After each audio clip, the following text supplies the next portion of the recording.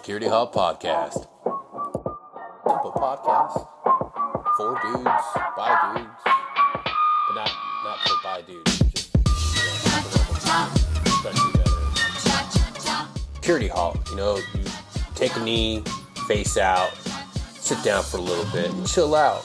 Listen to us, Cab, Paul, and Greg, say some really stupid shit that'll make you laugh and smile. Security Halt. It's what you doctor ordered, or gynecologist, or perhaps the doctor that looks at your beehole. There's only one rule. It's mimosas by 11. There's only one rule. Mimosas by 11. It's the single greatest thing you've ever said. And I would even say it's the brave. Right, this is probably going to be some horseshit propaganda for China. And the news is like, hey, for some reason people think this is horseshit propaganda for China. Valid point, Paul, but where else are people going to get riveting content and a consistent list of kill, marry, and fuck? I mean, no one's doing it, and someone has to provide it for the people. And that someone is us, Security Halt Podcast.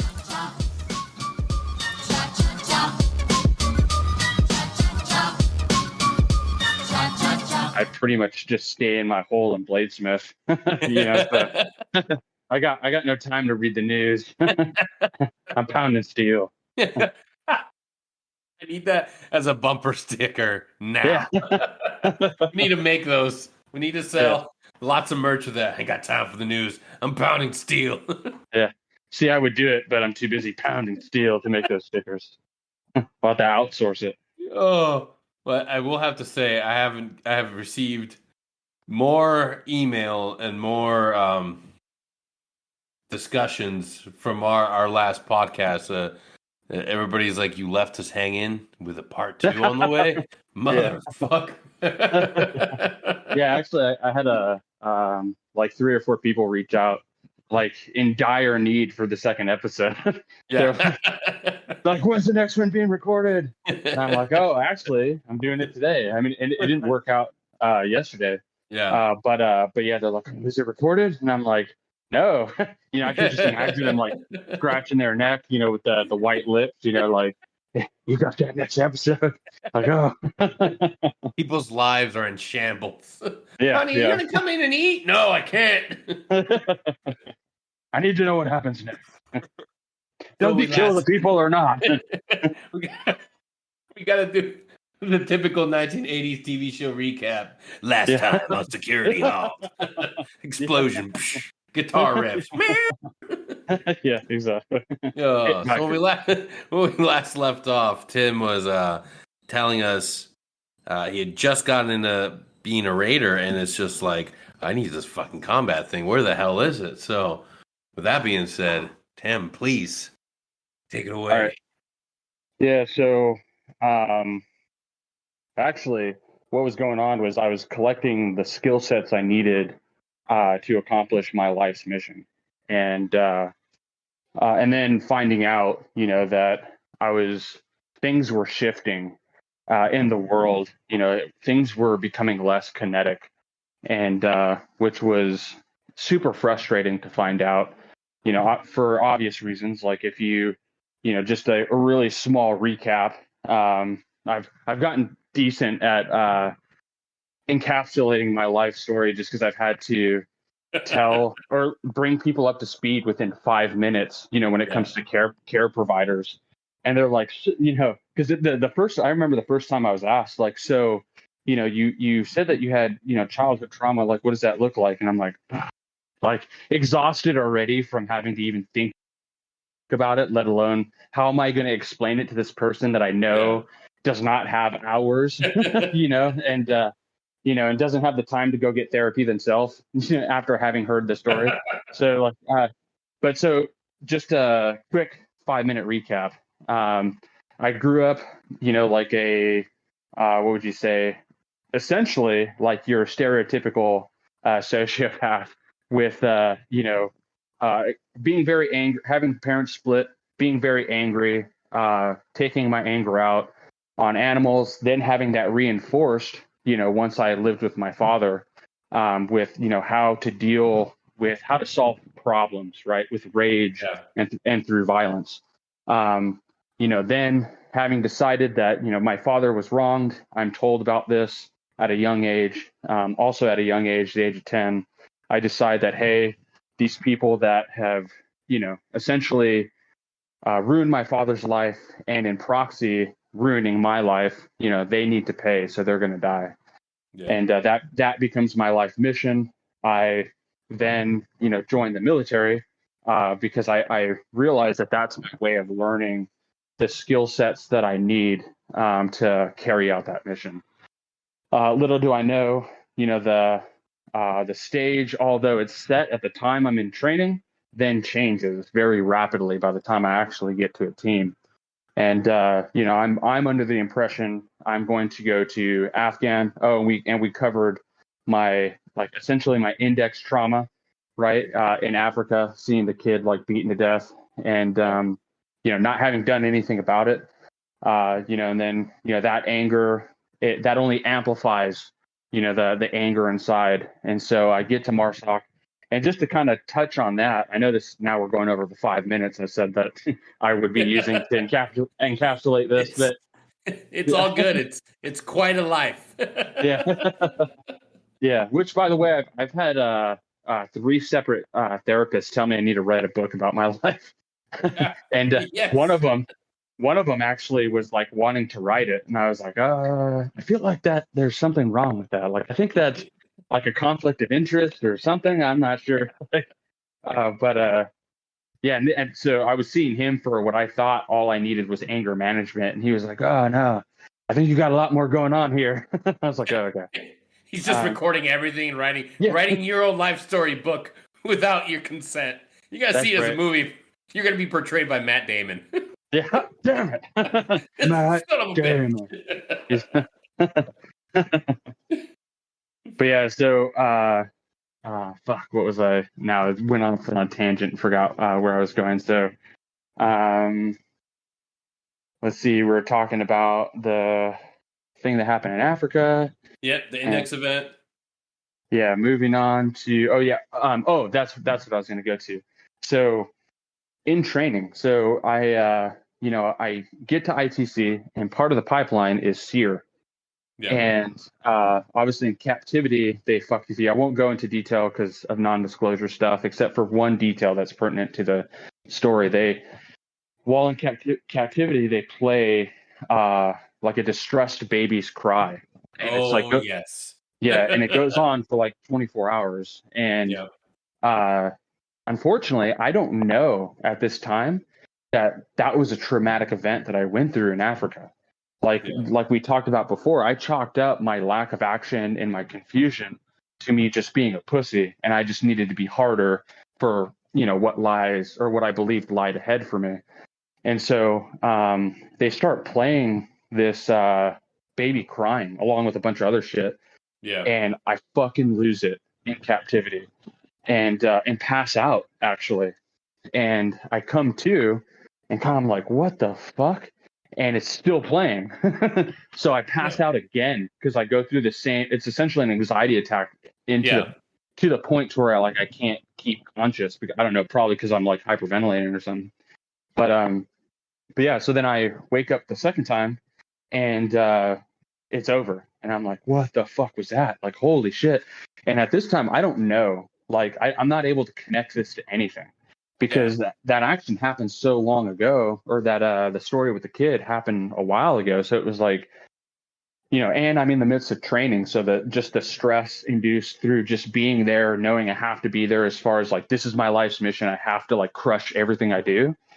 Yeah. And then having this moment of weakness, or the way I perceived it as weakness, because I didn't tell anyone, because it was one, I don't want to be looked at as someone not medically fit, to continue moving forward. And 2, I just didn't want to look like a pussy in general, And so I just kind of, again, chalked it up to me just being a pussy, not knowing exactly what happened.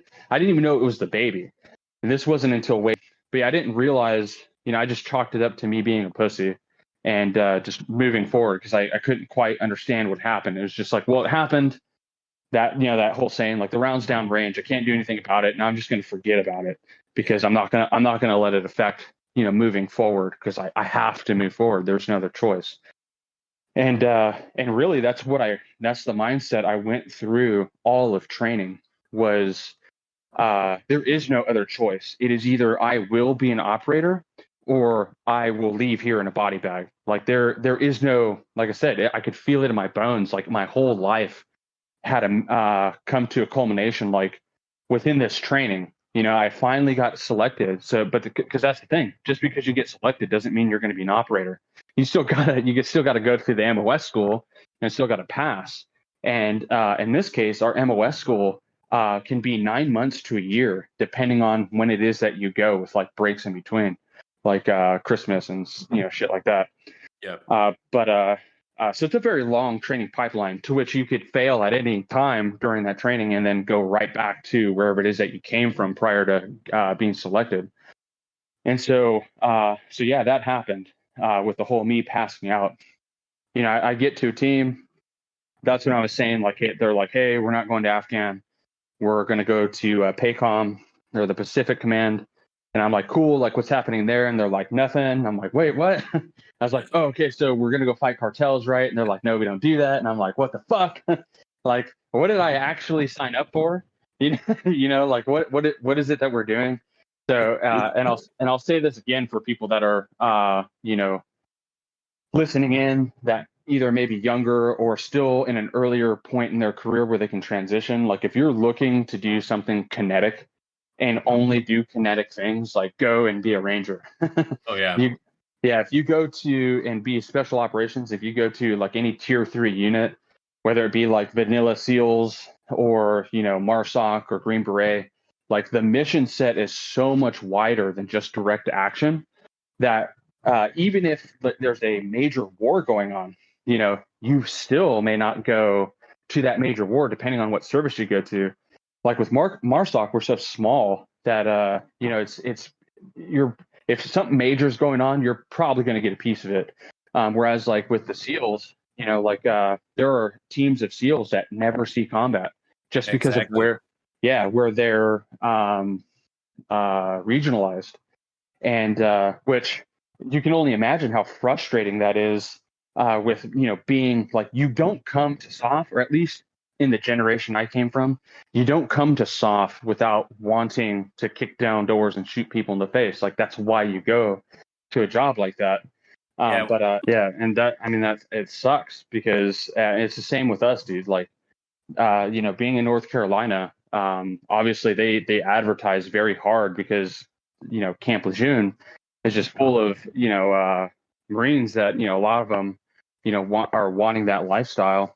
And, there's billboards everywhere, not only on base, but because like, at least the area that I'm in, like Jacksonville, Wilmington type little area, it's completely comprised of military. So even off base, there are billboards everywhere, showing a dude.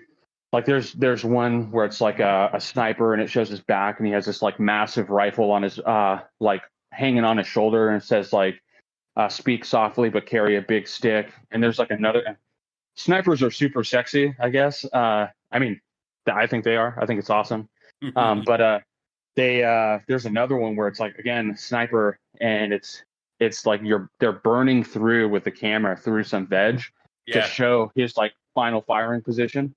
And it's like affect the battlefield, or I can't remember exactly what the slogan was, but essentially like be fucking awesome and sniper things, and yeah. But that's just not, and like we were talking about earlier, like I did my stint as an instructor and I taught ground warfare in our schoolhouse, and, teaching the things that like, it's like, hey, I had to reframe how I taught classes, because it was more of like, yes, okay, we're learning how to patrol. We're learning how to, do mortars, rockets, machine guns, foreign weapons, things like that.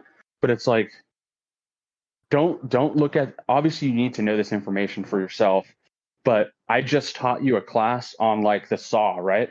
Or the 249 light machine gun, because I guess it's not a SAW anymore. But I just taught you the SAW. Don't look at it as a skill set that you, or expand your definition of what I just taught you to now you know how to teach and set up a range for foreign forces, because we just did that. I just showed you the things that we need to do in order to set up a range to run you through it. So now you guys should know and be able to take that down range. And so it's like expanding, how you're teaching students so that they have the right mindset and giving them a realistic expectation, which, like I said, a lot of the times is very disappointing, to them. And it's just like you said, it's because of the way we advertise it. You go down to a Marstock recruiter, they sit you down, they have you watch a video, and the video is of all the coolest shit that we do. You can type in like Marstock commercial into YouTube, and all of the commercials are all about like VBSS and CQB and like all this shit, and it's just not, that's just not how it is anymore. And, I think we're going to see a very different dynamic of, which actually we're already seeing a different dynamic of, would you say, student or operator coming through the pipeline, onto the teams, because dude, it was like some of our new drops of new guys, it was just like night and day as far as there was a couple guys, there's always a couple guys that, like they would have done well, like in your generation. But then for the most part, like the generational gap because of the difference in operations is just so vast that I would say, like, I don't know, I won't go down with the rabbit hole. It's just different. Because the environment. We can do a whole different show on the new crop of warriors. yeah, exactly. I'm going to get a new Frappuccino. Anybody want one? Yeah, Grimes. What's that?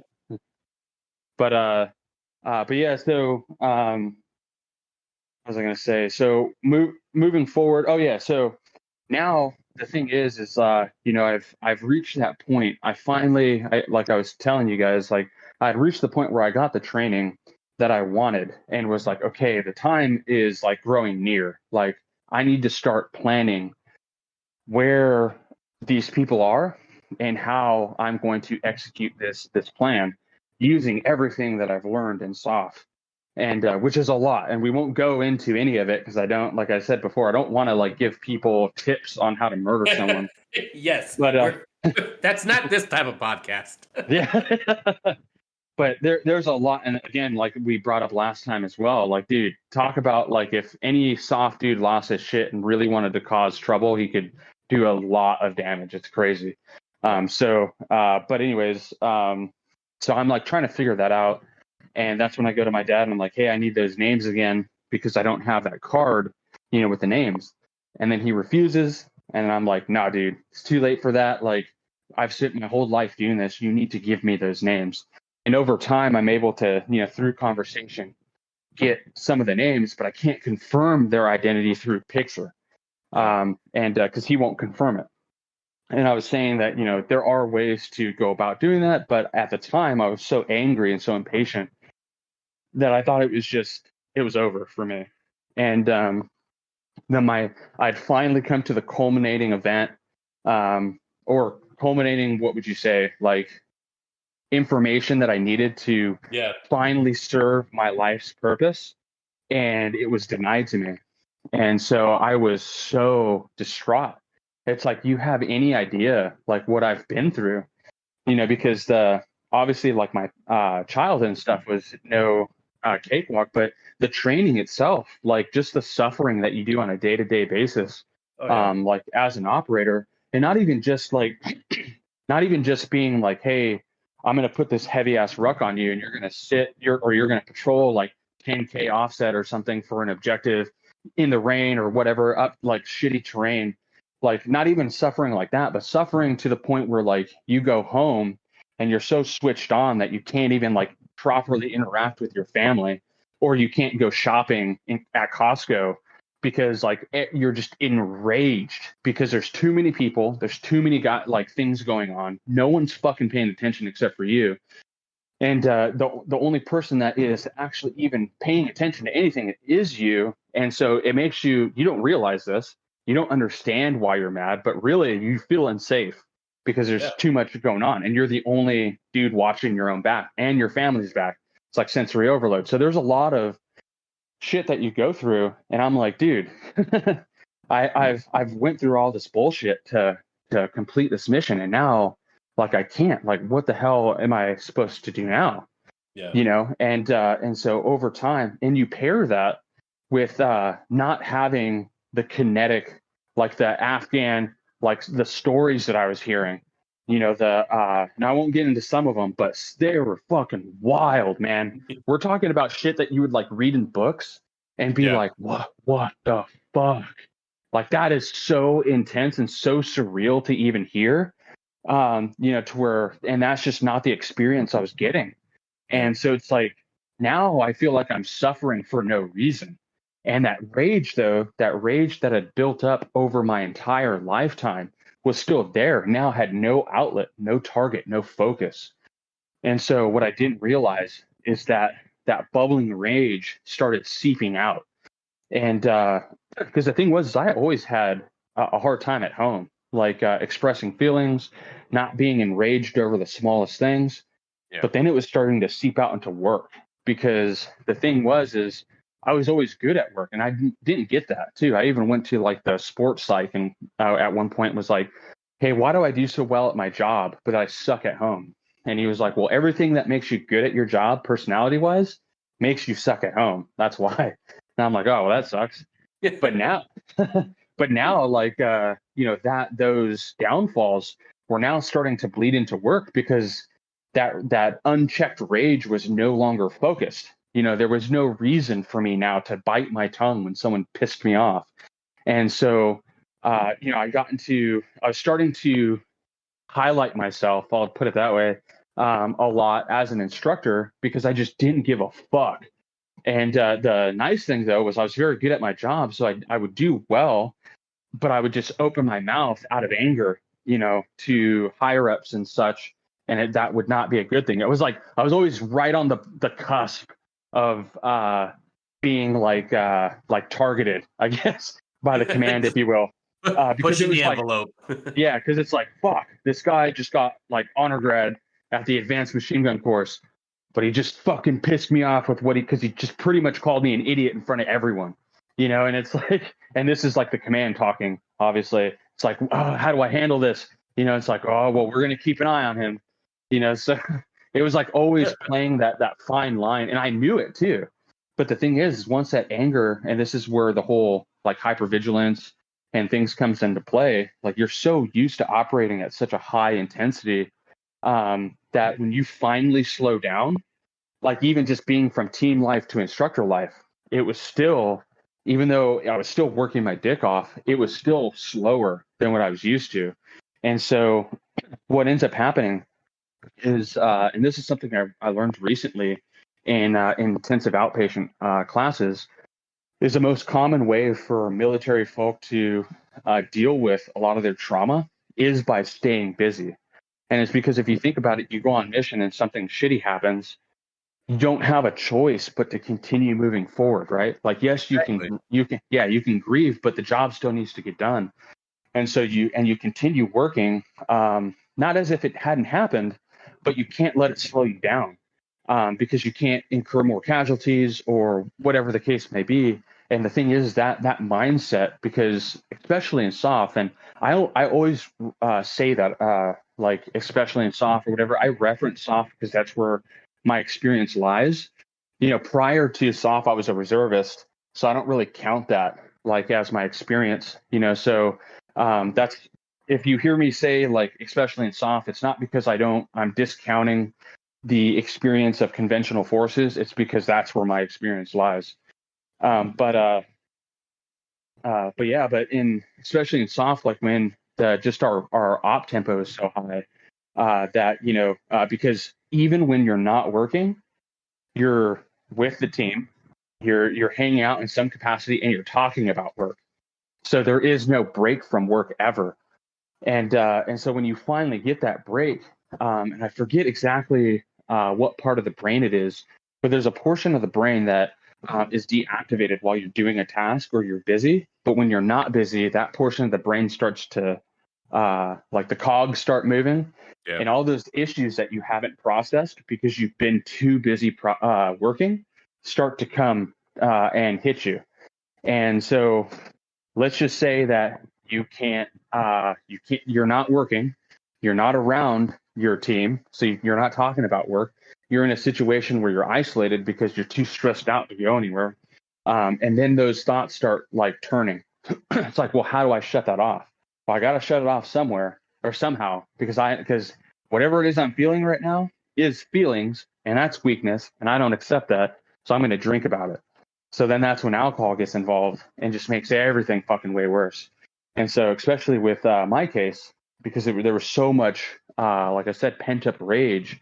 Like the last deployment I was on, dude, I was actually, I'm trying because I'm still in. So like I gotta be careful about like what I say. Don't worry, we can edit out certain things. Yeah. Let's just say that I was not in the best frame of mind on my last deployment because of the shit that I was going through, and I was dealing with it in a very unhealthy way. And when I get out, like if anyone, that's the same. That's the truth for a lot of guys in our field.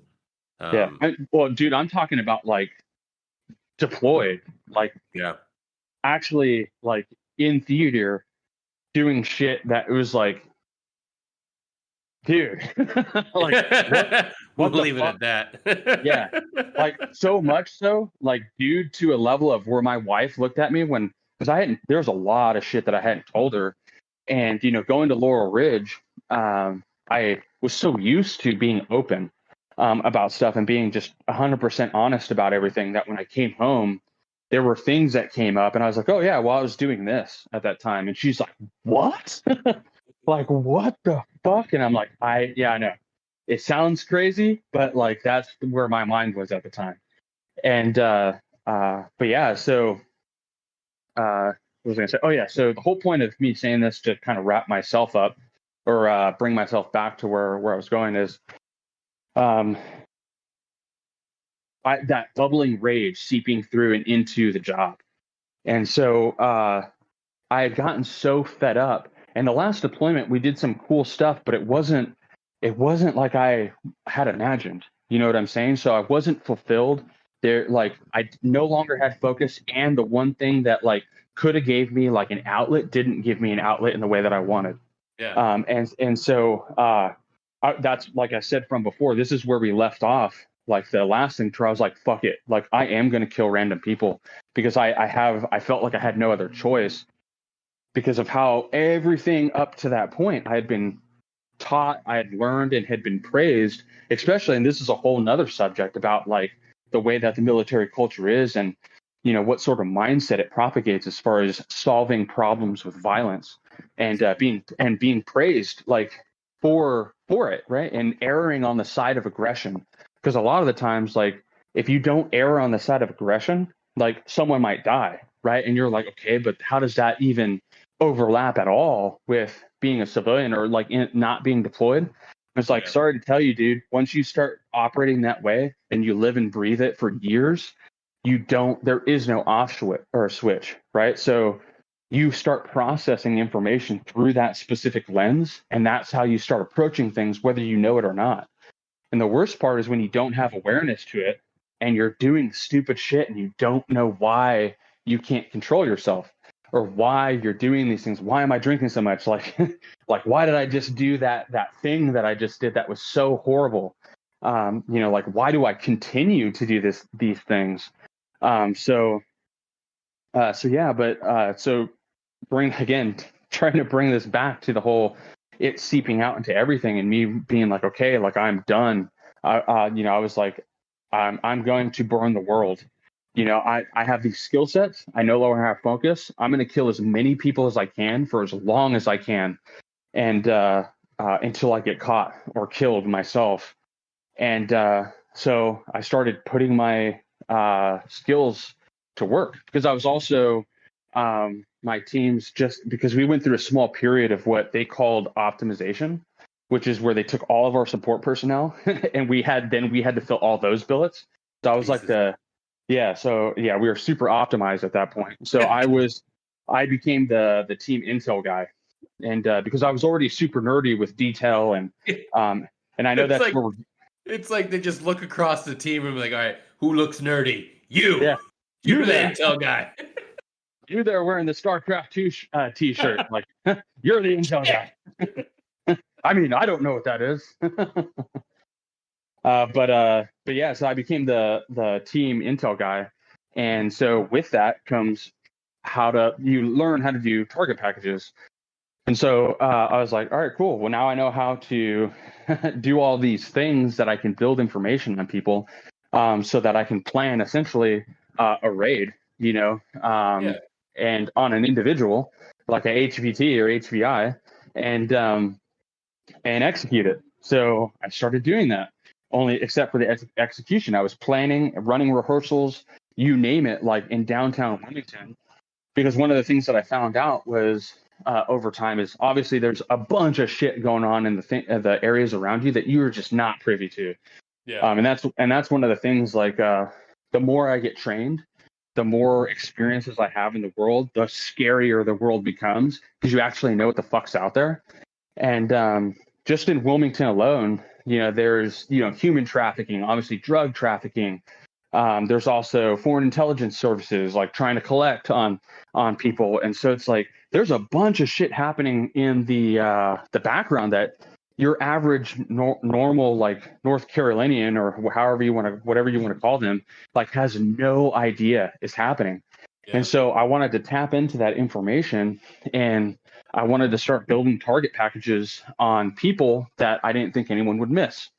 And like I said, I won't go into the detail because I went through a lot of thinking about, like, how do I not get caught? Because here's one thing that I'll throw out there is if you know how to get away with doing something where there's zero evidence, very hard to find, right? Because there's never zero evidence. Yeah.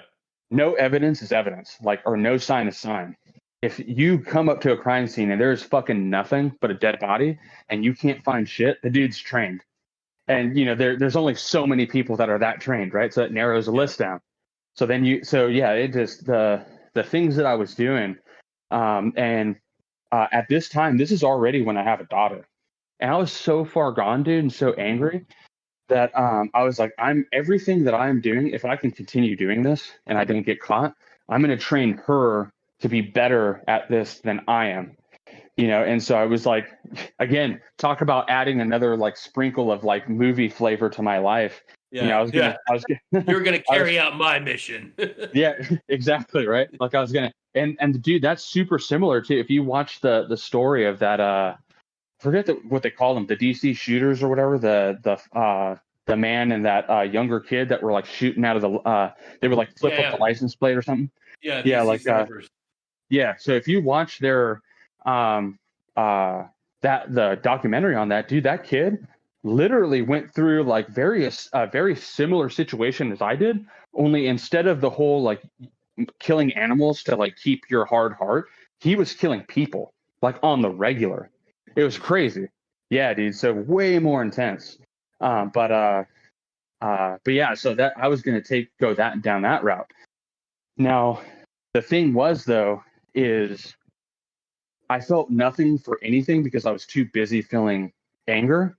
Out of nowhere, all of a sudden I started like, because my daughter was born right before this last deployment. I saw her for like 2 weeks, and then I deployed. And then when I came back, all of a sudden, like 6 months later, she has like a personality, and I'm like, whoa, like that's like mine. And it has a personality, right? And then that's when I become an instructor. And, I'm still feeling that, but it's such an unfamiliar feeling to me to have love for something else that I don't even know how to I don't know what's going on at the time. I'm like, I feel something and it makes me uncomfortable. And so anytime that I felt love for my daughter, I'd immediately become angry. And I didn't understand why. And it was, like I said, it's because over time I I learned that feeling was dangerous. And so anger was how you deal with things. And so when I would feel anything outside of anger, it made me angry because that was my defense mechanism against being weak or being vulnerable. And so the thing is to kind of take this into the direction of what our actual talk is about. Because yes, like we are talking about my past, but the whole reason why we're talking about my past was to get into obsession, right? And how obsession can lead to success, but ultimate failure. Yeah. So the thing is if you think about it, the way that I was brought up was as a tool. So because I was able to complete a task, I gained self-worth through that, right? Yeah. So now I'm not saying that obsession happens in this way, but this is a way that it happens. And so for me, I found self-worth in being good at things. And so the way that I grew up built the mindset of, and I still don't know if this is positive or not, because this has led me down some not so positive routes, but it's probably because I go to the extreme of anything that I do, but is perfection is impossible, but should always be strived for. And so I don't hold the, like, I think you just posted something recently on the Daily Stoic. I did. Yeah. Yeah. Saying how perfection can actually, or the pursuit of perfection can actually make it so that you don't move at all. Because because if it's not perfect, it's a failure. And so that's that black and white thinking. Luckily, I'm not paralyzed by black and white thinking. But at the same time, though, it fuels me to a point where I know that perfection lies somewhere. I just need to work hard enough to find it, which I know is not true. But in my logically, I know that's not true. There's a lot of things I know logically that I just can't, I don't know, emotionally grasp, I guess you could say, because it's typically when I'm emotional that I can't think with that frontal cortex, you know? Yeah. And just quick explanation with that, because we've referenced it a couple times before we get back into obsession. When you are heightened, like say they have what's called a SUD scale, and I forget exactly what SUD stands for, but it's essentially, it can be from 1 to 10 or 1 to 100. It's essentially 1 being like you're a vegetable and you're as cool as a cucumber, I guess, right? Or 100 is like you are in the midst of murder. And you are not yourself. You have no idea what you're doing because you're in the black. And, or that being 10, right? 10 or 100.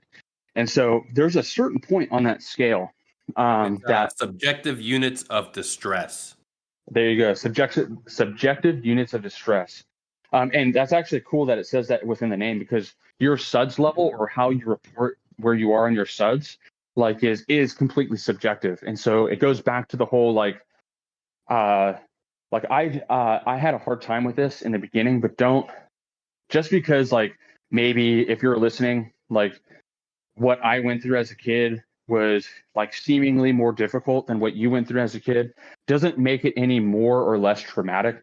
It's really how your mind processes information and builds upon prior experience. Like I stated, yeah, exactly. Like I stated before, the reason why there's specific things that stand out in my mind in my index event is because of things that happened when I was a kid. So it just built upon that, right? And the difficulties I'm experiencing as a father now, because my trigger is kids crying, and I have 2 kids of my own. Anytime they cry, I go into fight mode, and obviously that can be very bad depending on the situation. Like my kid is actually hurt, and so what's going on there is my SUD score. When you have someone that's already hypervigilant, already has PTSD, all these things, their baseline, you may be at a 3 because you had a good upbringing, haven't been through anything super traumatic. You might operate at a 3, and that's not a bad thing. That's what we all fucking want, right? Is to be stable. Your baseline might be 3, so it takes a lot to send you into a murderous rage. I'm not saying you don't get upset. I'm saying you don't lose yourself and potentially risk your future because someone looked at you wrong, And so if, when you have the hypervigilance and all these other factors coming into play, your baseline is much higher than that. So I sit normally around a 6 or a 7. And so you don't go, for me, I used to think I went from 0 to 100 and 2 seconds or 1 second or whatever, but I'm actually going like 7 to 10 or 70 to 100, whatever scale you're going off of. But all right, so this is one of those times that hopefully you remember what I was saying, because I went off on a tangent and forget. I know we're talking about suds, but I don't remember why we're talking about it. Obsession.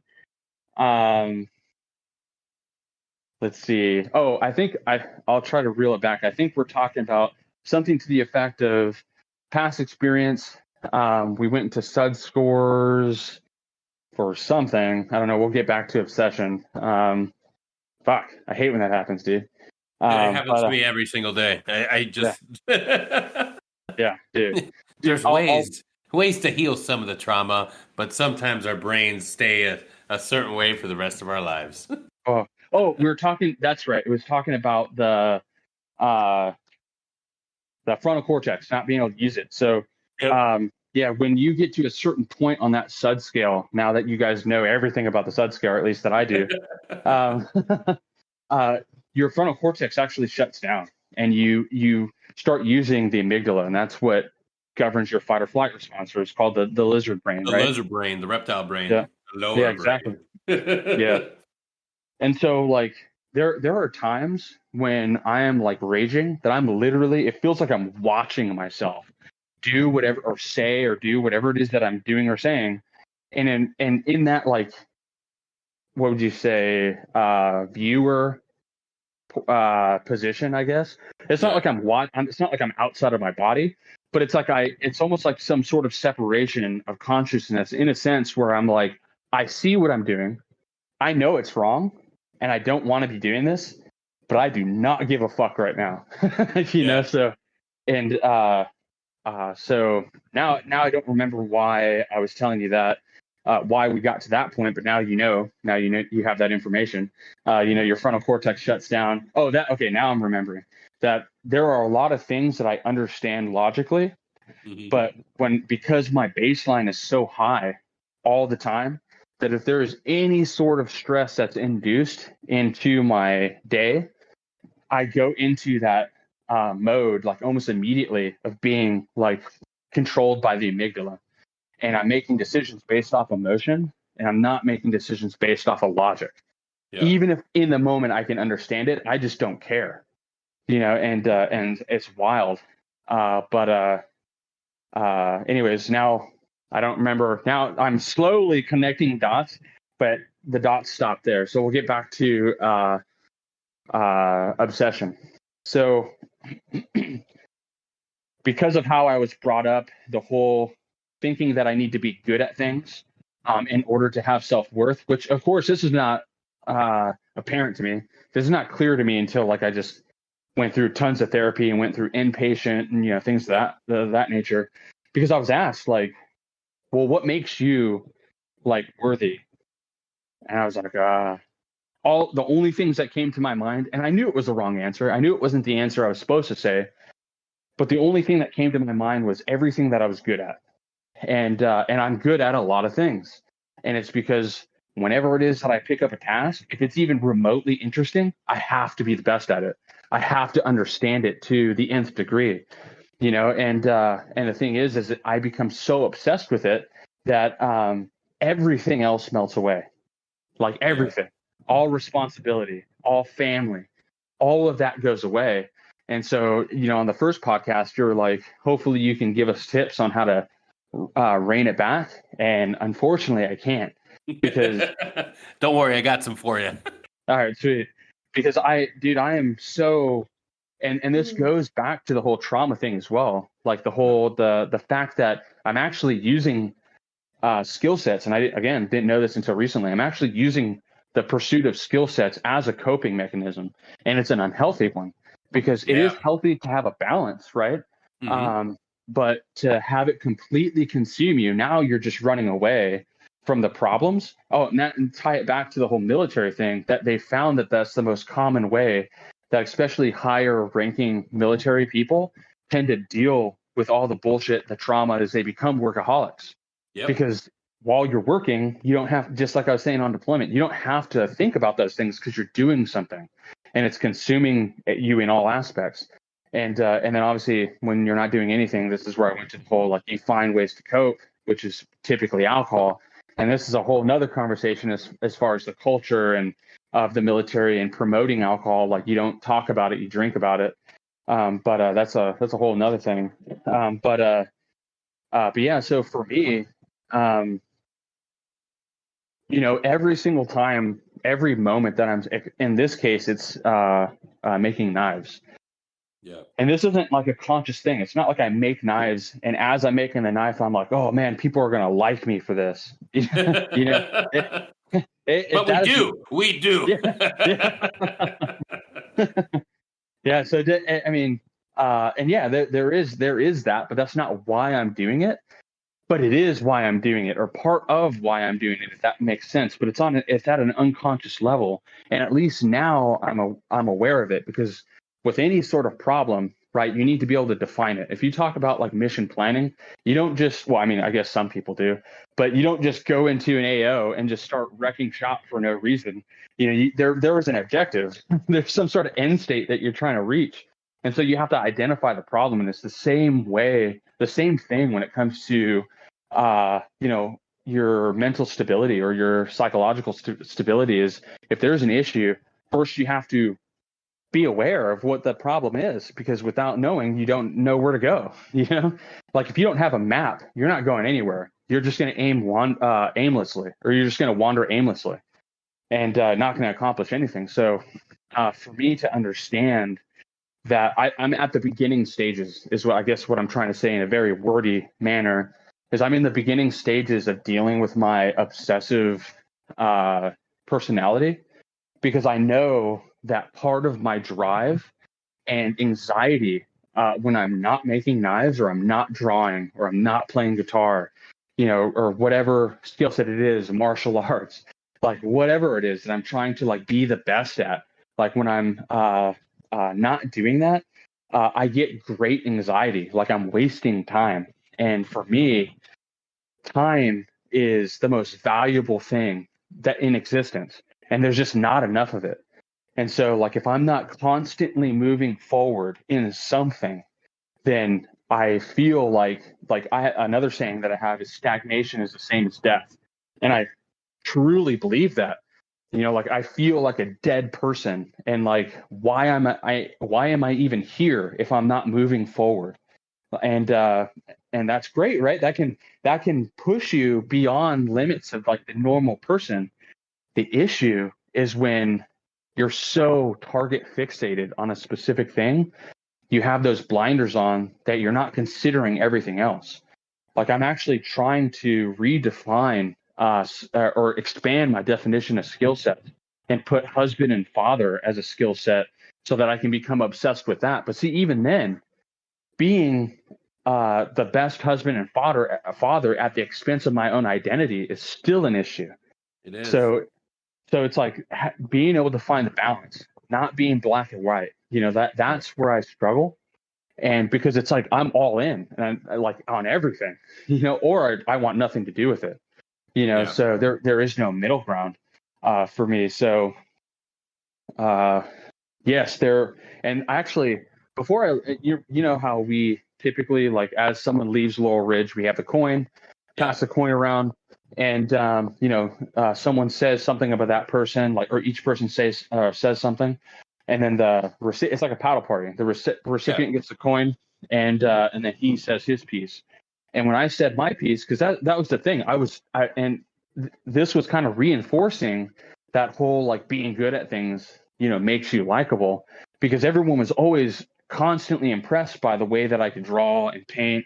And then some guy like played guitar, and then someone brought a guitar in, and then no one knew I played guitar, and then I played guitar, and everyone's like, "What the fuck, dude? Like, what can't you do?" And I remember that moment. Oh God, bless his heart, Jeremy. Great dude. He just he was so heartbroken, and I was like, "Why? You don't have to compare yourself. Like, I'm never going to be able to do anything as good as a professional in their craft. Like, I don't have that obsession with football. I don't have that obsession with, I'm not going to compare myself But in that moment when you started just shredding the guitar, I saw his face and he was like, God damn it. This was supposed to be my thing. And I'm like, Jeremy, it's still your thing. And Jeremy, if you're listening, it's still your thing. You don't have to let somebody else who's perfected a craft and can play chords better than you make you feel like you're anything less than a human being, man. Like, it's still your thing. Yeah, and dude, it comes down to the whole like understanding, like actually taking the time to think about your own self-worth and where does that come from? Yeah. Because your self-worth doesn't come from being able to play the guitar really well or forge blades really well. That's just and here's the funny thing, dude, like in the Marine Corps, being a machine gunner, like an 0331 or being a sniper, like those are really fucking huge identities in the Marine Corps. Like, I'm a machine gunner or I'm a sniper. And when we would get those guys that would come to the team, and or even later when I was an instructor, and I would run into those guys that put every time they wrote an S on something they were writing, it was an SS bolt for scout sniper, and it's like, okay, dude, every time I saw those things, I would go to that person and be like, look, I am not taking anything away from your experience, because being a sniper, being a machine gunner is fucking awesome. And you are an asset to the team now. But understand that that is not your identity. That is not who you are. You are no longer a sniper. You are training to be a CSO, or you are a CSO. Like sniping or machine gunnery, like that is just something you do now. That is just a skill set. It is not you. And here's the thing. Once I decided, okay, like I've had enough, I need to get out because like my family means more to me.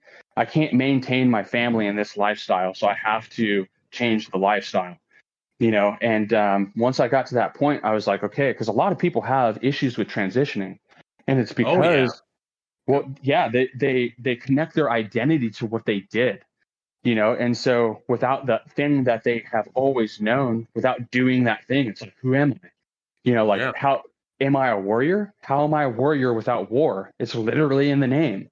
And so you have to like do yourself a favor and understand that like you have to remove yourself. And this is where I try to be careful, because I take everything to the nth power. It's like you have to remove yourself from that identity, right? But if you take that to its logical conclusion, then you have no identity and you are nothing, which is not where you want to go because that's going too far. But understanding that, your self-worth comes from somewhere else.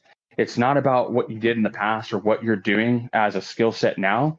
It is like, and this is something I'm still trying to figure out, but this is as far as I've gotten. And this is what I'll share with you now. Like, this is my current, what would you say, like understanding of where my own self-worth comes. And I'll preface with this, and if I get distracted, just remember I'm talking about where my self-worth comes from.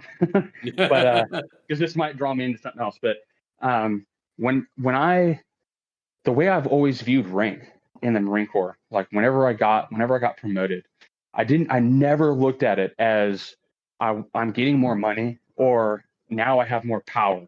It was and which is strange for me. And this is something I've always felt, because I've been obsessed with power my entire life. But when it came to rank, I always looked at it as that is just more that I can do for the dudes under me. That allows me to do more for the guys under me. And so it was through the service of others that my rank gained meaning, if that makes sense. And so I'm transferring that idea rather into my mode of being now, which is my skill sets don't make me worthy of love or whatever. And like I said, I understand that what I'm about to say, because now that I'm saying this out loud, I'm starting to see a little bit of flaw in it. It still needs to be further explored, but because this could be kind of still like the whole skill sets give you worth. But I'm looking at it as more of what I can offer others, like all my experiences all the hardships I've gone through, all the obsession that I don't know if you'd say endured or what the word would be for that, but all the obsessive things I've done or ways of being I've been in or whatever, I've accumulated all of that so that I could then give to others, right? And so I feel like my self-worth is manifesting in how I can support others. And so I know that is still, like I said, as I say this out loud, I understand that I feel like it's not complete. I feel like it's a good idea. But there's an issue with that. Like, I still haven't found like why I deserve love outside of that, if that makes sense. Yeah. I think for all of us, we struggle with identity coming to the end of the line. The sooner you start unraveling who you are versus your profession, the easier it'll be. But in regards to you and understanding like who is Tim and what does he deserve to be loved, Tim is a father, a husband, a friend. He'll become a mentor. He'll become a confidant. All those things. It doesn't matter if he makes an amazing blade. It doesn't matter if he can set up the perfect tip packet and send it up to SODIF to get it cleared off for the next mission. Like, none of that matters. The integral and the true source of what Tim is worth is inside. Like, you're a valuable individual to your family, your friends, and none of us care whether you forge one more blade or another. Now, granted, I love what you're doing, and that is phenomenal. But for us, and even I've seen it with some of my own things, this obsession with control and perfecting something and having to be perfect into something spirals real quick into negative behavior and out of control. We don't have to be perfect. We don't have to be perfect. Progress is what we're looking for. Have you ever noticed somebody that was a recovering drug addict or a recovering alcoholic, and they immediately buy into another addiction? It's essentially addiction. Yeah. Yep. Yeah. They're not drinking anymore, but now they've traded it for something else. Yeah. You traded it for, and it can be anything. Everything can become an addiction, even things that are healthy, like working out. I've personally seen friends that they finally admit that they need help. They go to seek, I forget the name of the program. I'm brain farting here. They seek help for alcohol. Yeah, one of those. But they finally get help for their addiction to alcohol. They finally get better, but then they just get addicted to something else. And then that becomes the driving force in their life. And now their family is still like, hey, what are you doing? Can you come back? Like, oh, no, I got to do this CrossFit workout. Addiction is addiction. It sounds funny, but I mean, that's exactly how it is. I mean, dude, there's times where like I'll be doing something and my child will come up and want my attention. And I'm immediately enraged that they are bothering me because they're taking me away from the craft. And it's like, and it's almost like I put an intense amount of pressure on myself. Like, it's not even the clients are telling me, like, well, most of them, like, hey, like, don't worry. Like, I'm not in a rush. Like, I don't need it today. I know that like this takes time. Like, I'm 100% patient and trust you in your craft. But for whatever reason, I feel like this intense anxiety, like, oh my God, I'm not working hard enough. I'm not working fast enough.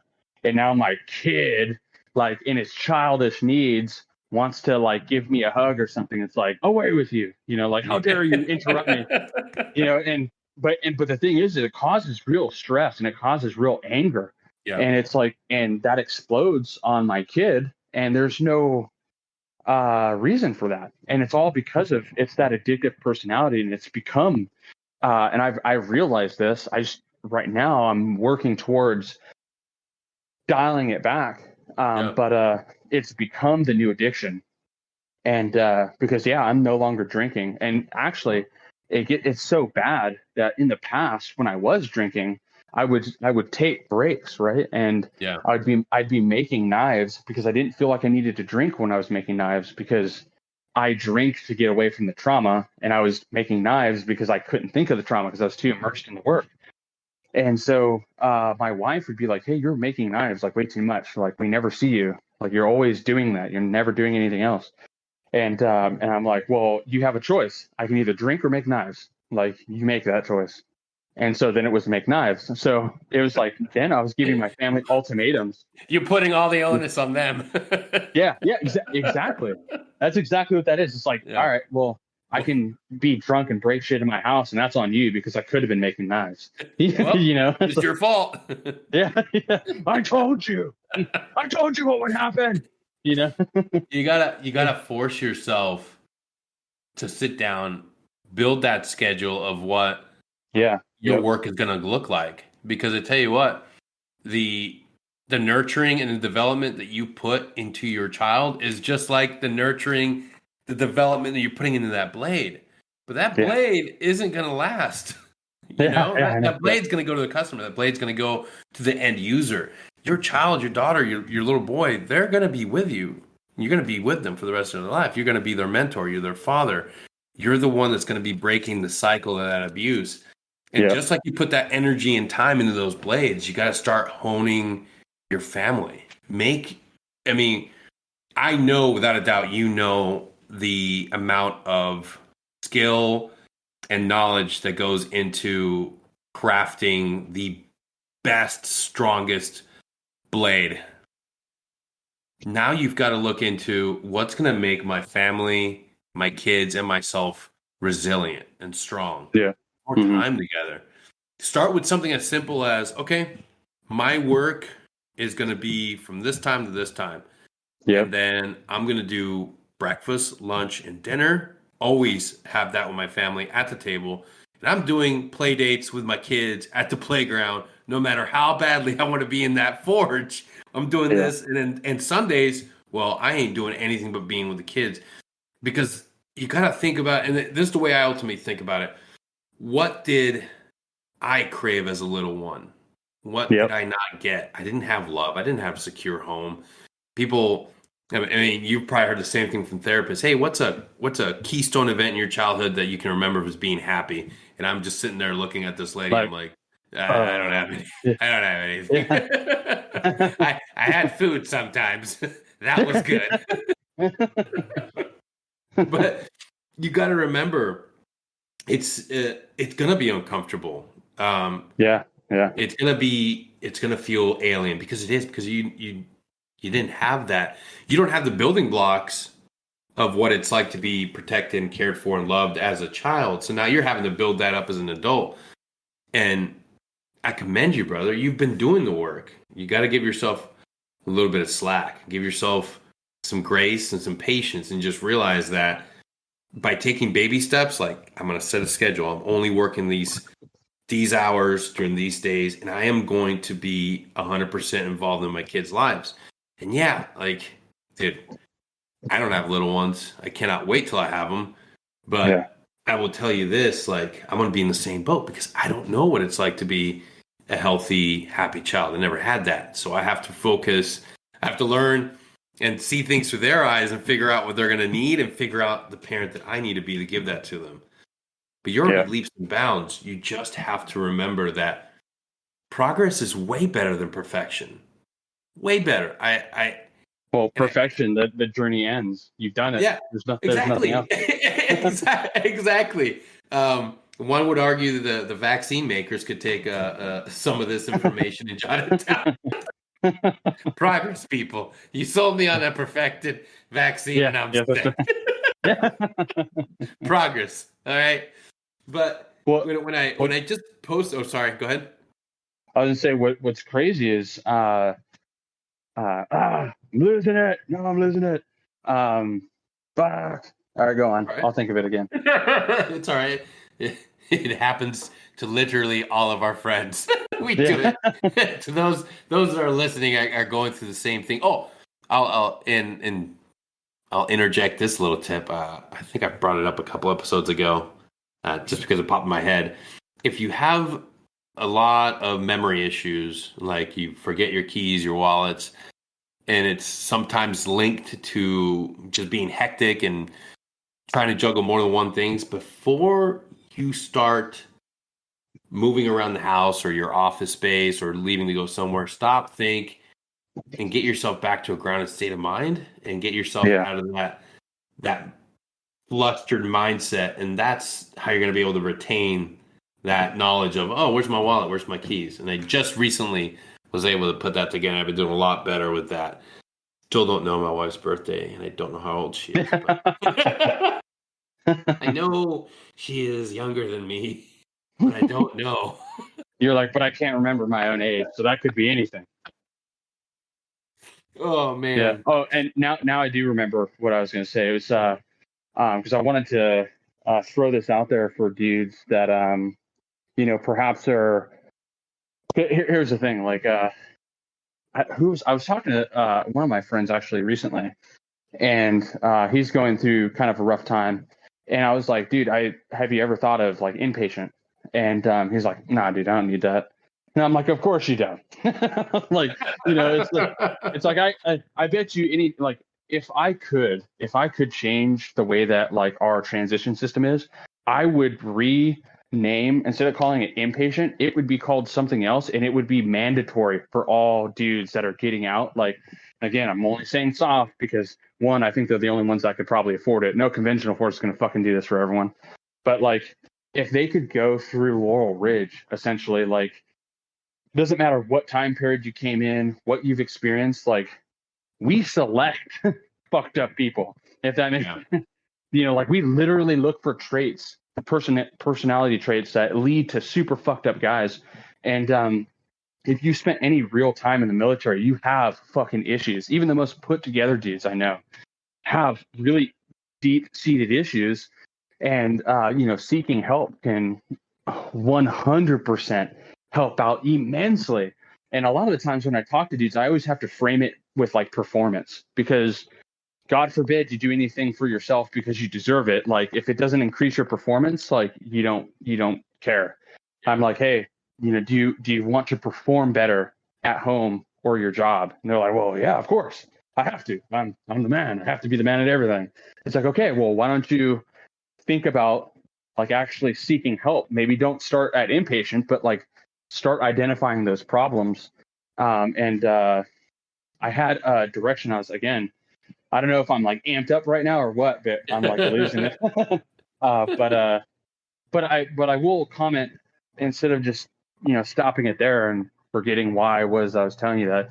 I will comment on the whole, like taking that tactical pause essentially, and like grounding. And for the listeners that don't understand, like, what he's like, being in a grounded state is essentially bringing yourself into the present, and take whatever the stress is of the moment, or the thoughts that are intrusive thoughts, or whatever that's happening that is distracting you from the task at hand. It's bringing yourself back to the present moment with specific techniques. And some of those techniques I'll describe a couple of them. Some of them that help me the most are what is it called? Smell. What's the smart word for smell? Olfactory. There you go. I carry around a mint smell stick, and your olfactory sense is connected directly to your amygdala. So if you're in a heightened state, and you have like one of those smell sticks, it literally looks like a little chapstick, and it has like essential oils in like a wick that's within that little tube, and you smell it, it'll actually ground you, or it'll bring you to the present and slowly calm you down. And so if, like, say you're like, fuck, I don't remember what I was going to say, or I don't know where my keys are, I don't know what I'm doing like in this moment, or I'm like raging, you can use these techniques and to bring you back down to a calm state so you can think clearly. And one of those ways is through the smell stick. Yep. Another way, so one of the things that I didn't mention, when it came to how I still get this every once in a while. It's just not nearly as bad. But one of the things that comes with going through an enormous amount of neglect is typically those people will have very active imaginations, because you have to be able to, entertain yourself because there's no one else around. And so when I would get past that threshold of anger, where now I'm like thinking about acting on violence, which in the past was very, very often, almost all the time, I would start whoever it was I was talking to, whether or not you were the person that wronged me, whether or not it was someone, if you were someone that I liked, I would see myself as I'm talking to you, like killing you, the way that I wanted to murder this person in front of me. And the crazy part about it is it was such a realistic experience. The only thing that separated it from reality was the fact that I didn't actually do it. It was still only in my head, and I'm carrying a conversation with you. And and so like it had gotten so bad that like that it was really bothering me, because it was happening to people that I liked, and so another grounding method. And I bring that up because that's a very, very extreme example of intrusive thoughts.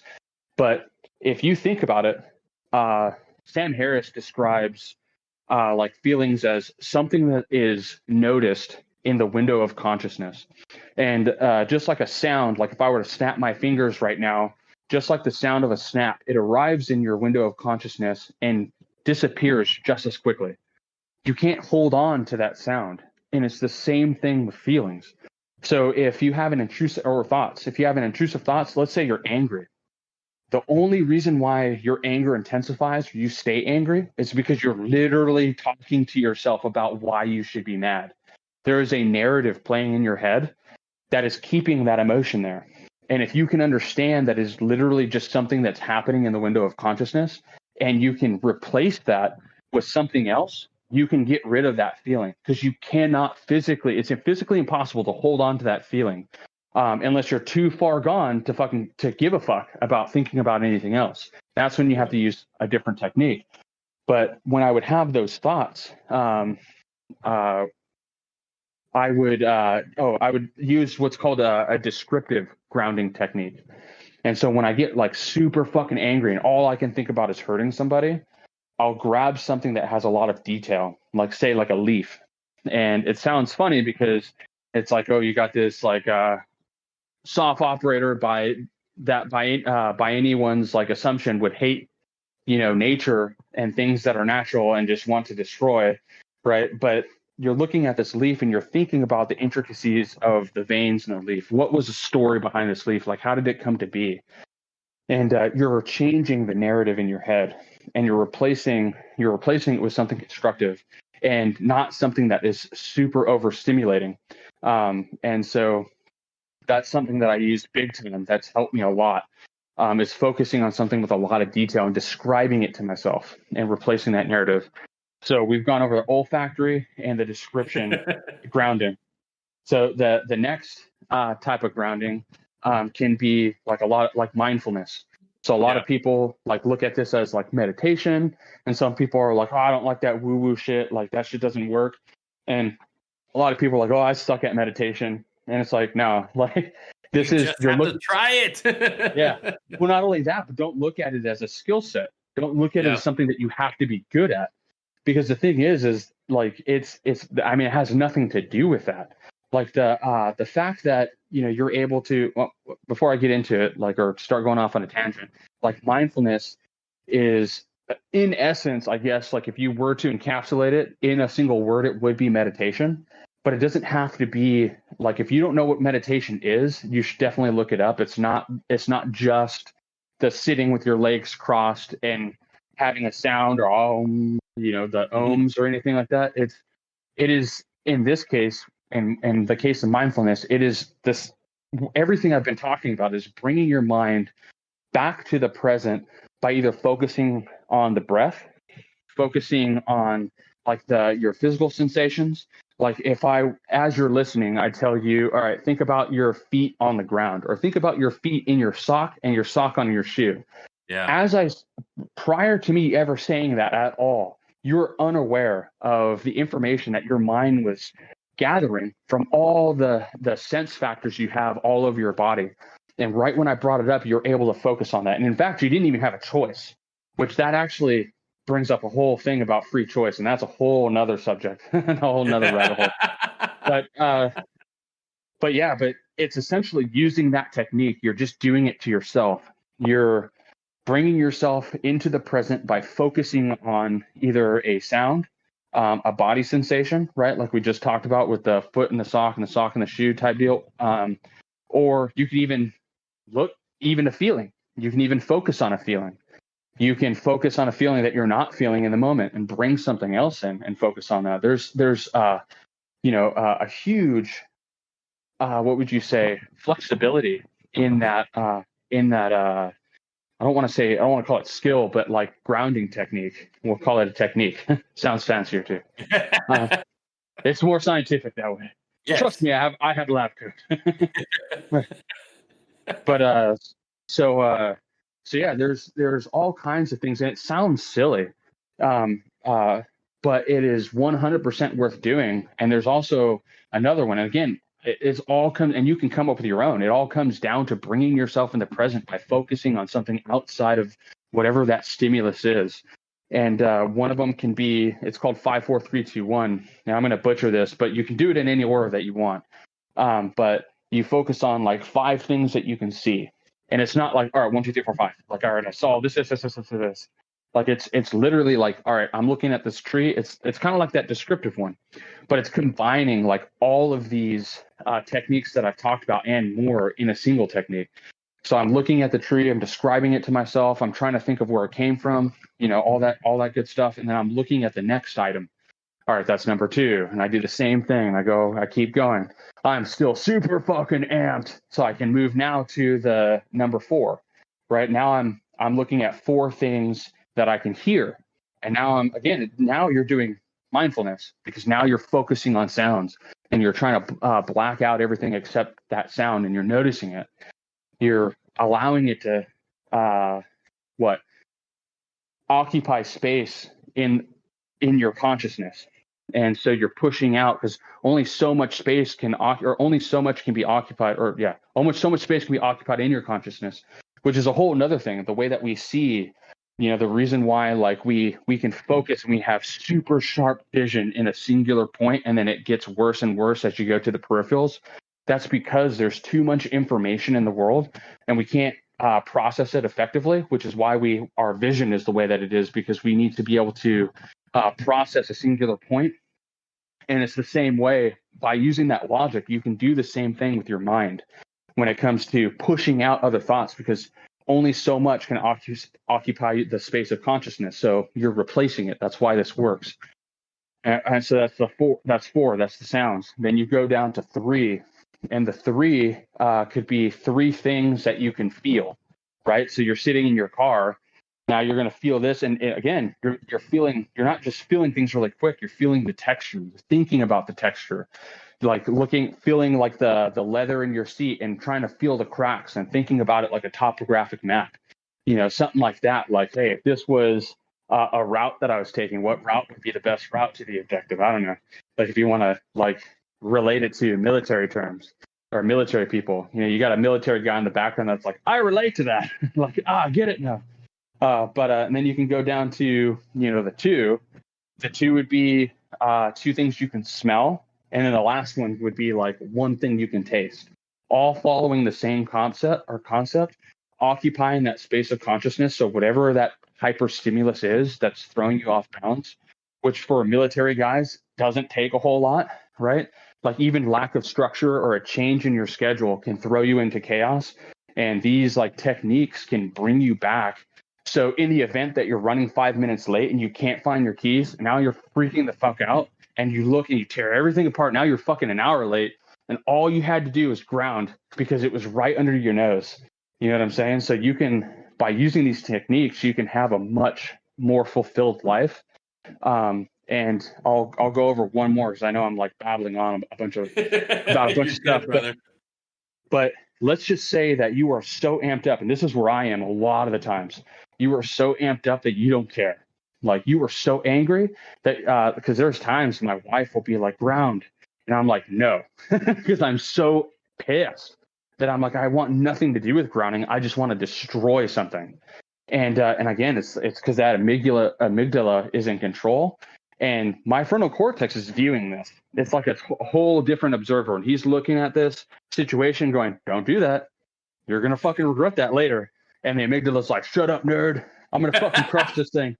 And then later I'm like, Yeah, yeah. Later, I'm like, fuck, why did I do that? And from course, just like, so as he pushes up his glasses, back onto his nose, he's like, I fucking told you. And you're like, fuck.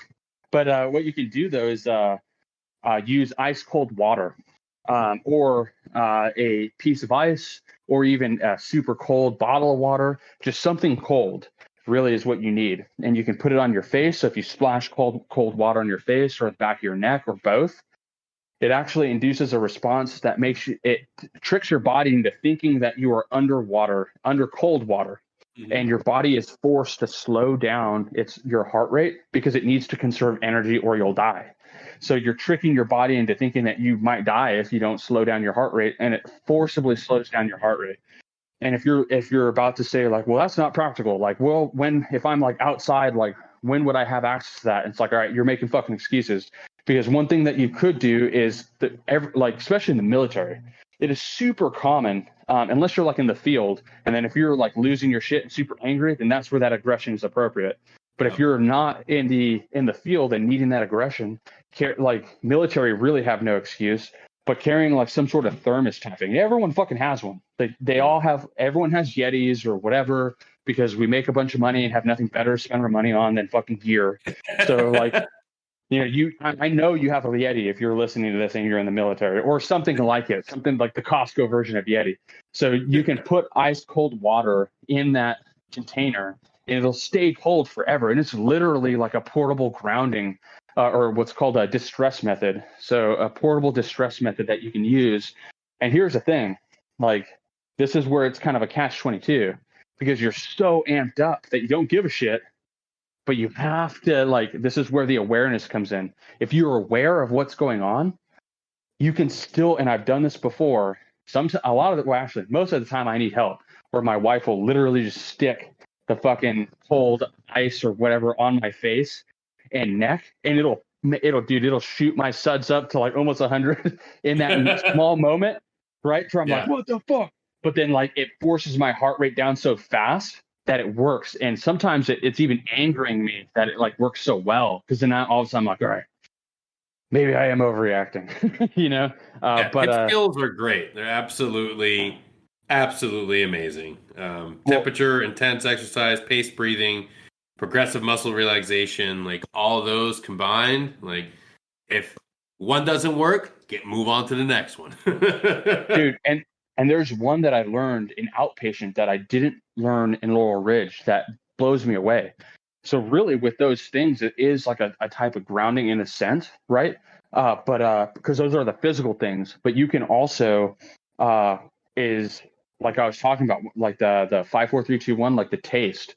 So having something that has a super, super strong taste, like something like Altoids, like, and it can't be something that you don't like. It has to be something that you remotely can like get past, right? Or like, but Altoids is another really great thing. It's right under distress. It's not so much that like it forces your body into a state of what non you know what I'm trying to say. My mind's like, I've been talking too much. But yeah, so now I don't remember why I was telling you all that, but now you guys have that information, so you're welcome. Hell yeah. Well, with that being said, it is time for dinner. Probably want to leave the audience with one last thing, and that's, man, reach out to each other, connect. Tim and I, we got our own network of friends that we met through recovery, and it not only helps me to like know that I have people there, but if you're going through hard times, if you're going through tough stuff, don't just spend all afternoon on Instagram or Facebook. Make a daily text thread with some friends and start being there for each other. I can't tell you how valuable it is for me. I know it's come through when I needed it most, and it's isolation and depression can make you feel like you can just, like, sometimes it almost feels like a guilty pleasure. Don't let yourself get into that. Get connected, stay connected. And Tim, thanks again for coming on. Well, hold on one second. Yes. So I have to ramble just a little bit. So a little bit more, because there's a lot of people because in my mind, there's a lot of things that I just call pretty words. And like, obviously, like I value action over words more than anything. And a lot of people, especially myself in the past, would have listened to like, hey, reach out to someone. It's always so easy to hear that and never fucking do it. Yep. And what I wanted to do is I just wanted to share the time that I used you guys and actually reached out to you. And when that really actually fucking helped me, because I almost spiraled right back into where I was prior to even going to recovery, because of what happened. And so, just real quick, it probably won't be real quick, but like I described before, my trigger is kids crying, like a distressed cry, and especially if they're hurt, because what happens, and let me just explain like PTSD in a nutshell. So, when you're put to a heightened state, right, where trauma is being induced, because typically when trauma is happening or something that can be considered trauma to your psychology or your psychological state, you're not in a calm state. So when your SUDS level is through the roof and something traumatic is happening, you actually are not storing the information that is happening in that event properly. And so they've done studies where they've taken brain imagery of someone without PTSD and someone with PTSD, or describing that traumatic event, right? When you ask the normal person to, hey, recount something from yesterday, or just recount a regular memory, or actually, you know what? The same individual, the guy that has PTSD, hey, just tell me about what you had for breakfast yesterday. When he recalls what he had for breakfast yesterday, if he can remember, just any sort of regular memory, the back of your brain lights up, because that's where your long-term memory is. When someone is actually thinking about the PTSD event, the entire brain lights up except the back of the brain where long-term memories happen. And so what it's actually going on is whatever it is that your trigger is, and it can be something like a color. It could just be the color orange. You see the color orange, now you're enraged and you don't understand why. And you don't even know it's the color orange that's doing this to you. But the reason why that's happening for me, being kids crying, is this is where that whole thing about flashbacks comes back. Now, I don't hear a kid crying, and I don't go back to Africa. Some people have it this bad where they are like literally reliving it as if they were there again. Yep. I don't have that. I just my SUDS level shoots through the roof, and that's because what's happening is my brain, because in that event, that information wasn't stored there is no timeline connected to that memory. Yeah. Only the bits of information. So when that bit of information of kids crying comes into play, my mind doesn't understand that Africa isn't happening again. And so my body is going into action because it's what I would have wanted to do at that time, right? So my body goes into fight mode. And so that's why that's happening. So back to the experience I had, there is a specific tone and frequency that if a kid hits, I go into the black almost, or sometimes into the black. It's happened before, unfortunately. This situation, my daughter and son are running around. And by the way, I had a great day. Like, I was totally fine, was not overworked or worked up, wasn't overstimulated. I was just sitting on my phone, like relaxing. My kids are laughing and playing. It's like the night's about to draw down. And my daughter, I don't exactly know what she did. She like pulled him or something. Well, he falls and hits and just slams his face into the ground. And he just hits that pitch of the exact pitch that kid made in Africa. And so immediately, without even realizing what I'm doing, I'm already up and flying towards where that sound is coming from. I see my son, and he's bleeding really bad from the mouth.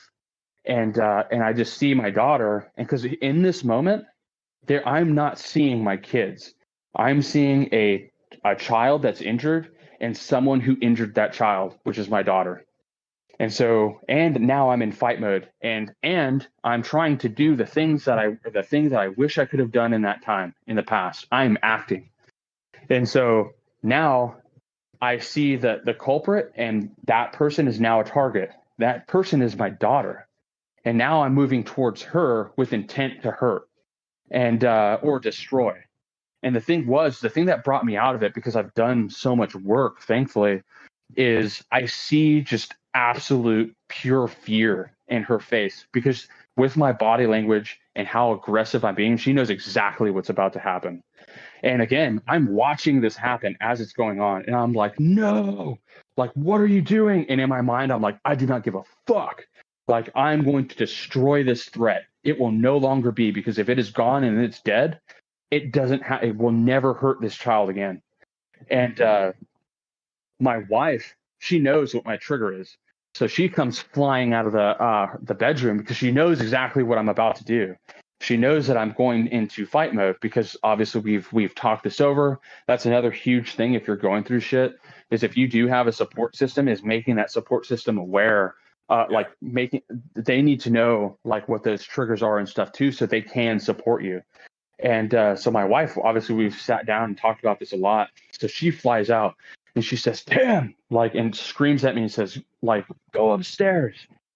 And because I've done so much work, normally in the past, I would have just taken that as a challenge, and it would have just shot me through the roof even more. And then my anger would have redirected. But in this moment, I realized what had happened, and I went upstairs because I needed to calm down, right? Well, the issue was that I was beating myself up so bad, because I was like, holy shit, I am the same exact person I was.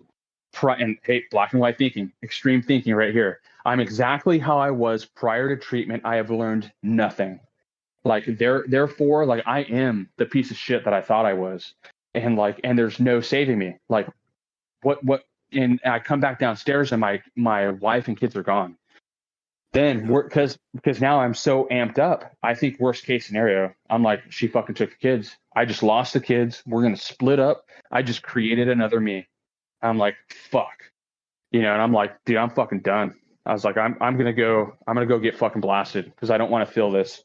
And so even after all the treatment I went through, I went to the liquor store, I bought a bunch of beer, I came back down, and I just sat in my driveway, and I was thinking about it. Like, yeah, this is happening, but do you want to ruin all of the progress that you've made thus far? And I went back and forth, and I was like, yep, fuck it. Like, I don't give a shit. So I go inside, and before I even go inside, I slam 3 beers and get like a small buzz going on, and then I grab the rest of the alcohol, and I'm like, I'm gonna get fucked up.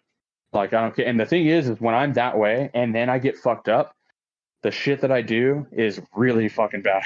And so I'm like, I don't care. I'm gonna release all of that anger, because my life is imploding, or it's disintegrating around me, which it's not, but I don't know that. And so I get a text from my my wife, and she's like, hey, I had to take, my son's name is Orion. I had to take Orion to the ER because he needs to get stitches. And I had taken the truck with to get alcohol. I took the truck with my the car seats. So she had to take my kids in the other car without the car seats. So because of my actions, now my kids are, and this is what I'm telling myself, like, now you're even more of a piece of shit, because you didn't stop to ask. You didn't stop to think about anything but your own misery. You went and you drank. And because you went to go drink, you endangered your kids' lives, because she had to take your child to the ER. And so I'm like, fuck. So I take the truck to her, and I'm so amped up that, because they're going to have to do stitches. And I'm like, I can't be here. If I'm here when he's getting stitches, like, I'm killing the nurse. I'm not going to be, and it sounds funny, but it's like, I know that that's where my mind is going to go, because he's going to scream and they're going to have to hold him down, and I'm not going to be able to handle that. And because I'm not there yet. And so my wife's like, hey, in order to support him, because she's like, why don't you go home? And I'm like, no, I want to be here for him. Knowing in my mind, that's the worst idea. She's like, in order to support him, you need to support yourself right now. And so super awesome woman, my wife is, and I'm like, okay. So I go back home, but the thing is I'm still spiraling like really bad because now it's like now I'm seeing my daughter's face. Now I'm actually having a visual flashback. It's the first one I've ever gotten because I'm seeing my daughter's face in the moment that I scared the shit out of her. Then I'm seeing her face from a separate incident, and then right after that, I'm seeing the kid, or not the kid's face in Africa, because I never saw his face. I'm seeing the dude's face that hurt the kid from my Africa incident, and they're repeating each other, or they're repeating it. That those visions are repeating itself over and over and over, and I'm just like losing it, and I'm like, fuck. And my wife, prior to leaving, was like, you need to call someone from Laurel Ridge, or not the workers, but one of the people you know from when you were in recovery. Like, you need to use that support system. And as I'm spiraling, I'm thinking to myself, like, fuck, dude, like, I don't want to call anyone. What's that going to do? It's going to do nothing. All I'm going to be doing is bothering them while they're with their families because I can't handle my own shit. And I'm going through Not true at all. I know. I'm going through the same thought processes that I've had this entire, like, all prior to treatment. And the shit that got me to the point that I was like going through the same bullshit. And you know what? Because I had the awareness and like, because I've actually been through treatment, I was like, you know what? Fuck it. Worst case scenario is I look like a pussy. I was like, but I've come way too far and I love my family way too much to not actually try and reach out. Like, I tell people all the time, like, hey man, like, and we tell each other on the team all the time, hey brother, like, if you ever need anything, fucking give me a call. Like, doesn't matter what time of day, you know. And the thing is, I preach that all the time, and yet I'm not willing to do it myself. I was like, fuck that, dude. Like, I don't say pretty words. Like, if I say I'm going to do something, I fucking do it. And so that's when I was like, I'm reaching out. And so that's when I hit you guys up. I was still too much of a pussy to actually call someone. So I hit you guys up on, what's that app we use? Signal. Signal. Yeah. So I hit you on Signal, and I was like, hey, I explained what was going on. And I was like, dude, I'm spiraling. I can't remember anything from Laurel Ridge. Like, because I wasn't using ice water, wasn't using the breathing, nothing. And then Denny, you actually walked me through, all right, hey, let's do some box breathing, you know, and like, hey, get some ice, get the ice, and do all that stuff. And so you walked me through it. I went through that stuff. We actually joked some after, and I was actually able to calm down enough because after this, I didn't drink after the 3 beers. Thank God. And I just got rid of the rest of it because I was able to use the techniques through the support system. Because had I not had the support system, or had I not actually reached out, I probably would have undone everything that I had been working so hard to achieve. And I was actually able to go to sleep and then, work through the issues I was having with that situation. Because there's a bunch of other like second and third order effects that like happened from that situation I won't get into, but I was able to work through it and actually not like spiral into darkness again, because I actually just bit the bullet. And because that's the thing, when I think about like dudes that don't reach out, it's like all because you want to look fucking strong. Like, how many fucking times, and I said this the last podcast, this is probably a really good topic to hit. Like, how many fucking times have you almost died, either in real life situation or in training, because you didn't want to fucking look like a pussy? And everyone is thinking the same thing in the moment. Like, we shouldn't be doing this. Like, dude, the worst part is I've lost friends over this. Like, the first Raider 7 with the Blackhawks that went down in Florida. They should not have flown in that weather. They fucking knew it. And obviously I wasn't there, so I don't know exactly what happened.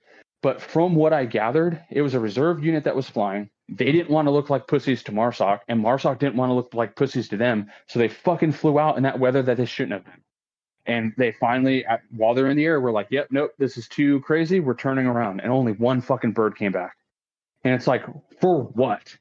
You know what I'm saying? Like, it wasn't even a glorious death. It was dudes died in fucking training because they didn't want to look like fucking pussies. Yeah. And it's like, that's so stupid. And it's like, I refuse to let that fucking be me. And if you're listening and you're one of the people that are going through some shit and you are not reaching out because you don't want to look like a fucking pussy, you're being a pussy right now. Like, and you need to reach out and you need to use that support system, those dudes that call you brother and that you're like willing to, die for, on your left and right, they will be there for you if you give them the chance. So it's funny. You can't have courage without being vulnerable. Exactly. But people think of being vulnerable and equate it to being weak. Like, no, anybody that's ever did something truly dangerous in combat where they had to do a gut check and like, okay, well, this is going to be for the greater good. It's not about cool guy taglines. You're not saying some cool action hero phrase. You're not. The last things you think before you make a decisive action is the effects your actions will have for the greater good of your dudes. Like, this is what I got to do. This is going to be this is the best course of action. You're vulnerable to the situation, to the moment. Being vulnerable equates to having courage and being strong. Be vulnerable. Tell your friends that you're hurting. Tell your friends you need support, because out of that comes growth, and out of growth comes progress, and through progress comes healing. And we all deserve to have that next chapter coming out of this 20-year war that we've been mired in. Like, we deserve to have a good life. We deserve to become the honorable husbands, the fathers, the mentors. We deserve those chapters in our life. We weren't just men. We're not just men that are just service members. We're not just women that were service members. We are a whole complex case of all these different things that we get to do after our time in service. So please have that discussion, have those tough talks, and let yourself be vulnerable with your friends. I mean, just like Tim said, you're willing to die for these people. You're willing to tell them that you would do anything for them. So let them be there for you. Yeah, well said. And with that, I would like to send a special shout out to our smallest brother, B-Rye. If you're listening, it's past your bedtime. You need to go to sleep, B-Rye. B-Rye is a longtime friend and fellow recovering veteran who's a loyal follower and brother to the podcast, and I promised him I'd give him a shout out. So, B-Rye, go to bed. It's past your bedtime. Yeah, I mean, he pretty much does the same thing you do because he's SF. So, you're SF too, right? You guys are like the same. We all know he's the real SF. That's right. Reinforces. Tim, thank you so much for coming back, man. I love you, brother. Thank you, and I look forward to growing and getting better, and on both of our journeys to recovery, man. I'm glad we get to be there for each other, and I can't wait to have Daryl and Mike on, and you get to rub it in Mike's face. You got on before he did. That's right. I was higher on the priority list. He'll probably say the best to last, but we know that's not fucking true. Shut up, Mike. I win. I win. All right, guys. Thank you so much for tuning in, and we'll see you next time.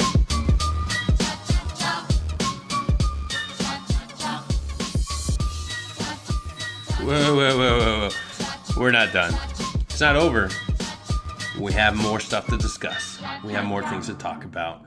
Just need your help. Hang on a little longer. Sit back down. Hear me out. Recently found out that my buddy Teddy's mom is in need of our help. So, we need to rally, folks. Teddy's mom is fighting brain cancer. But while she's fighting brain cancer, while it's dormant, she's decided that she's going to team up with the Brain Tumor Charity and swim non-stop in order to raise money to fight brain cancer. Okay, well, she's not going to swim non-stop, but she's doing a lot of laps, folks. So we need to rally around Teddy and his mom and help them out. So I need you guys to take a piece of paper, take a pencil, take a pen, and write this down. You're going to go to justgiving.com. All right, you got that? You're going to a little magnifying little doodad up there. You're going to click it and you're going to type in Nicola Rucker. Nicola, Nicola, space Ruecker. And click search. And then you're going to find her cause, Nicola's Warrior Queen Swimming Challenge. Guys, I'm asking you, if you support what we talk about on this podcast, if you find it important, you're enjoying the poop and fart jokes and the overly sexualization that we have Greg and his geisha looks, please donate to this cause. Help out Teddy's mom.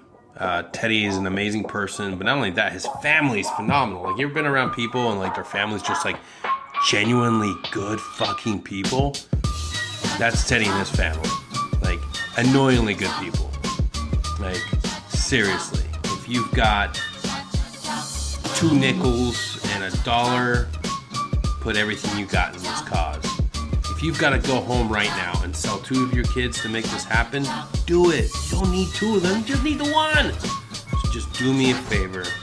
Go to justgiving.com and give some money towards Nicola Rucker's challenge. If you don't, I will punish Greg severely. I will. I promise you I will. All right, that's it. Please go do it. Send some money, or Greg will be punished. I'm out.